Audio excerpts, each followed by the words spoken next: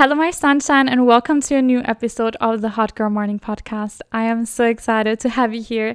In today's episode, I want to talk to you about creating joy in your life and creating just more of a life that excites you, that makes you feel happy.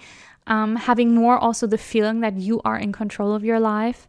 So if you have been feeling like you're in the middle of a cloud, you don't know which direction to go, and you just feel kind of neutral and just not like you're in a driver's seat, then this episode is for you. And the reason that I'm talking to you today about this topic is because I have been feeling this way a little bit in a way for the past couple of weeks, where it just felt like so many things are happening to me and it felt really hard like to take control, and I just let things happen. And I think I haven't consciously created the space to create more joy in my life and to listen inwards and all of these things. So I hope that this episode will help you. If you don't know, my name is Greta. I'm an accountability and empowerment coach, and on this podcast we talk about all things personal growth, mindfulness, self-love, manifesting your dreams, and becoming the best version of yourself. So if any of these topics sound interesting to you, make sure to follow this podcast, rate it 5 stars, and send it to a friend who might need to hear this today. I'm going to give you a quick sign from the universe. If you're new to this podcast, we have this tradition going on where I take this book called Living with Joy, Keys to Personal Power and Spiritual Transformation by Sanaya Roman, and I open up a random page to give you basically a sign from the universe, because this book is filled with affirmations and quotes, and what we have here is an affirmation. Your beliefs about reality create your experience of it. Ooh. Your beliefs about reality create your experience of it. This is so right. This is so right. And holy guacamole, maybe you needed to hear this today, because your beliefs truly become reality. And if you believe that everything that you deserve is the life that you're living right now, then it's really freaking hard to get out of that and create something that you actually want to live in, if that makes sense. So this may be also your sign to think about, okay, what are your current beliefs that you have about you, about your life, about how life is supposed to look like? And is there maybe something that needs changing? Is there maybe something that you could improve? Are there some like negative limiting beliefs that you're currently always repeating to yourself over and over that keep you in a limited space? And really like think about it. And as an extra, what I would invite you to do is to choose one belief that you currently have and that you kind of detected of like, I noticed that I tend to judge myself a lot, or I noticed that I tend to, I don't believe that I can get to where I want to go. I don't believe that I can make a lot of money. I don't believe that people find what I'm about to say valuable. Whatever it is, choose one belief. And for the next week, I want you to make a conscious effort to switch that belief. Turn it around to something that you want to believe in. I'm not talking about completely just like lying to yourself, where it just feels like lie to yourself, but it should be like that conscious switching what is going on internally to, okay, this is the reality that I want to create for myself. And speaking like this is not going to create that reality. So really making that conscious effort. If you have some money blocks going on, it happens so easily that we're always talking about, I'm so broke, I can never make enough money. Like, you have all these things going on. If money was a person, if money was a friend, and you would continue talking to your friend like that, they would leave. You wouldn't have that friend anymore. Like, money is gonna leave you. So what you have to do is you have to change how you're speaking to money. So really, like, sometimes having these things like as a visual representation, like in your mind, helps you realize, okay, whoa, if I would talk to a friend like that, this person wouldn't want to be my friend. It would be my enemy, and it would run further away all the time. So think about your life. Is there in some way you talk negative about yourself that really holds you back from creating a better life for yourself, then change that. So now let's talk about how to create more joy in life and really do what sparks your joy and like take back control. And the first thing that I want to mention here is it's really important that we move away from toxic positivity. This is not about feeling happy 24/7. This is not about ignoring what your body tells you and your mind is telling you. This is not about just not feeling negative emotions at all, because all emotions are here for a reason and your emotions are trying to tell you something.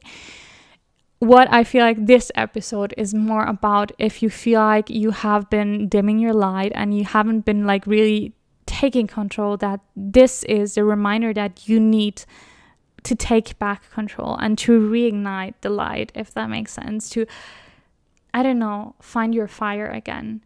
And if you're currently in a space where you really do not feel good, I'm not saying that you just like, okay, think about things that make you happy and then you spend time doing things that make you happy. No, this is not what it is about.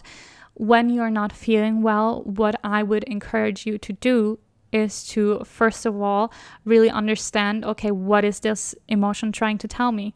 Like really, like on a deeper level, because your issue is not that you're lazy or that you're undisciplined, like, or that you're procrastinating. Trying to take a moment, or to in general just sit with the emotion and to listen and to understand what it is trying to tell you, because your emotions are not your enemies. Your emotions are helping you to pursue and create a life that is better, which is just beautiful. So just wanted to take that away, and I hope that this episode reaches the right people who need that type of, okay, I need to take back control of my life. And the first thing that I would suggest you to do is to do a bit of a brain dump, because I feel like often when we feel like we're not in control in our lives, it's because like so many things are going on and we kind of don't see the overview anymore. It's like we have lost that bigger picture and we have nothing that we're working towards, or we're trying to working towards the wrong things or everything at the same time. So I would like for you to take a moment to, maybe internally or maybe also with pen and paper, think about your life and think about what's currently like cluttering your mind and what is taking away that control that you want to have over your life. Is there certain things that you're currently doing that are not really helpful for you to take control over your life? Because what I have honestly realized, that my work routine was not the best the last couple of weeks, and in general I have also spent too much time on my phone, which is also not the best. So just noting down and thinking about, okay, what was going on the last couple of weeks, and have I spent time doing things that I generally enjoy? Because when I think about my last couple of days, I realize, well, usually I love to do yoga in the morning. I take a moment to like reconnect. Like there's so many things where I just recognize, well, I haven't done these things, and usually doing this thing makes me happy and makes me feel good. So maybe the reason I am feeling like I'm in a cloud is because I haven't been doing these things. Also, really important note, if you have a diagnosis and you're going through depression or any of these like mental illnesses, I am not talking to you, like this is not my area of expertise, because there are certain things going on where you cannot get out of bed and where it's really, really hard for you to do the things that would make you happy. So this is not what I'm talking about. I'm talking about people that are in general just where you just feel like you're not living your life to the fullest and you're just like, life is just like blah. Like it's just like, oh, now I know the best metaphor. Life tastes like bread without salt. If you have ever, like I'm Italian, but I'm from a northern part of Italy where we have really good bread. But if you go to the south of Italy, they have bread without salt. And personally, I don't like it. It doesn't taste like anything. So does your life currently feel like bread without salt? If that's the case, then this is for you. So to think about, okay, what was going on. Like, do all that brain dump internally, or as I said, on pen and paper. And I want you now to think about things that make you happy.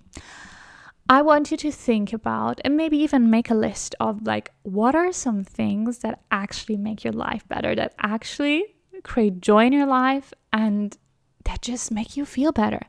And I feel like one thing that I can notice for myself, I haven't been meeting as much like with friends where we have like these deep conversations. And what I just know, like, I love deep connections with women, like having deep conversations. Don't get me wrong, also love men, but being with your female friends and just having like deep conversations, this is something that gives me so much energy.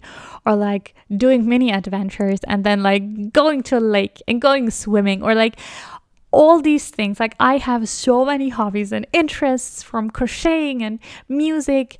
And I think, if I'm honest to myself, the last couple of weeks where they just feel great. They feel like bread without salt. And I think part of the reason is because I haven't been making it a priority to do things that create joy in my life. And I understand that there are completely different life circumstances for each and everyone out here, and that we're like all doing like our full-time job. Maybe you have something that you have to do even on the side. So there's just a lot of stress going on.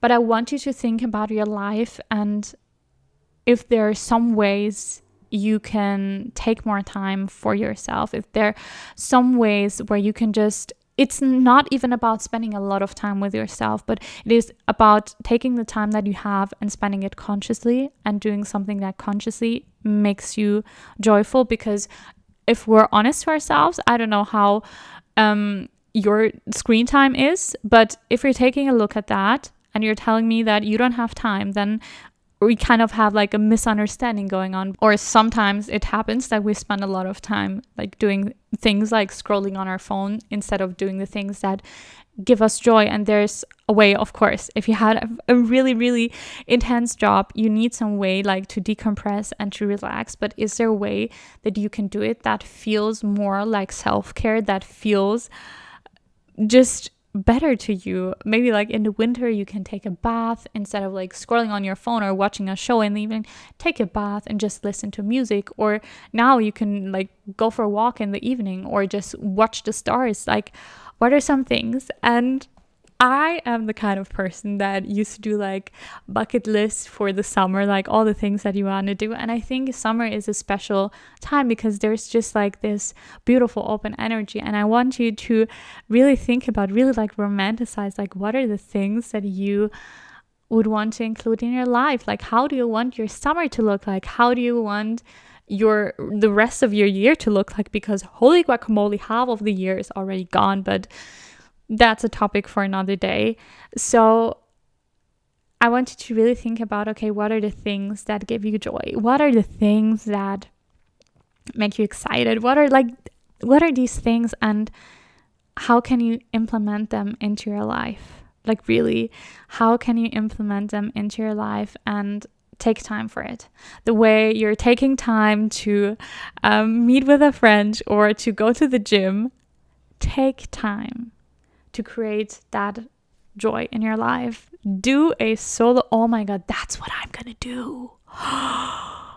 That's what I'm gonna do, especially in Vienna. I'm gonna move to Vienna in a week and I'm gonna stay there for 2 months. If you don't know, I'm a digital nomad, so that's the type of life that I'm living. But I think I will continue doing again solo dates, weekly solo dates, 2 hours for me to really have the best freaking time ever with myself. And that is something that creates so much joy in my life. If you want to do something like that as well, and if you're feeling inspired to have a solo date, you can comment down below solo date. And I know that you're like in for it and that you're also going to do a solo date. Oh my God. I'm going to do a solo date. So what I'm trying to tell you is, okay, 2 things. Okay, number one, what I want you to think about, like, in your future to create more joy in your life. Think about, like, really something that you can do, like something that you can put in your calendar, like, oh, I want to go to this Pilates or yoga course, or I'm gonna have a adventure on Saturday with my friends. Like, something that is really consciously, okay, I'm taking time of my week to show myself that I am ready to create joy in my life, and I'm just like consciously creating that time at these times. And the other thing that I would recommend you to do is do something daily, like a daily practice. The routine that you're currently doing with, like, getting ready for work, is there some way you can include 5 minutes of doing something that creates more joy? And I think this is not about making crazy plans, but it is about mindfully thinking about, if I think about it, I haven't been really doing the things that spark my joy. I haven't been doing the things that really make me happy and feel connected. And I want you to think about, okay, what you can do to bring that more into your life, basically.